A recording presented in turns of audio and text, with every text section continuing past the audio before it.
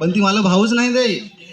तर एकदा असा झाला, त्याला फोन करा तर ती उचला हो नाही. तर एकदा असा रस्त्यावर वाट फिरून राहिलो ना, आई तिकडशी आली ना, त्याला हाक दे तरी नांगच नाही. तसे मी एकदाच गेलो ना, हात धरला, ए तेजू थांब ना. अरे सोड ना मोने, प्लीज तू जा. तू लोकांना आणतील, मला नाही काही परत प्रॉब्लेम करायचा. प्रॉब्लेम? तू काय कामाला मला त्रास देस? आता त्रास पण द्यायला लागलो काय? पण एक टाइम होता थोड्यात तू माझी बोलाय तरसत होतीस. फार तरसेल, बिमार होतो थोड्यात. मला वाटेल तू येशील, तुझा कॉल येईल, आखादी मोबाईल कडे राह. पण नाही, तू आलास काय नाही, तुझा मेसेज आला. अगं पण तुला सांगेल ना मी कामात होतो असं. मी मरतो तरी कामच करत राहतास ना. तुझी कामा काही पण नाही खपत.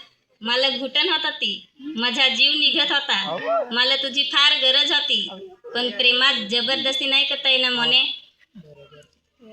मी कशी काय ते तुला नाही समजे न, तू कसा कायस ते मला नाही समजे. आपले फार अलग हा.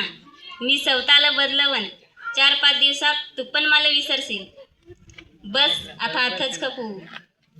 लगीन कर तू कोणाशी पण, आग तर माझ्या मनात लागेल आहे. लगीन कर तू कोणाशी पण, आग तर माझ्या जीवात लागेल आहे. पण जर अथुनशी फुलगी उडली तर लग्नाचा मांडव पेटाय टाइम नाही लागायचा.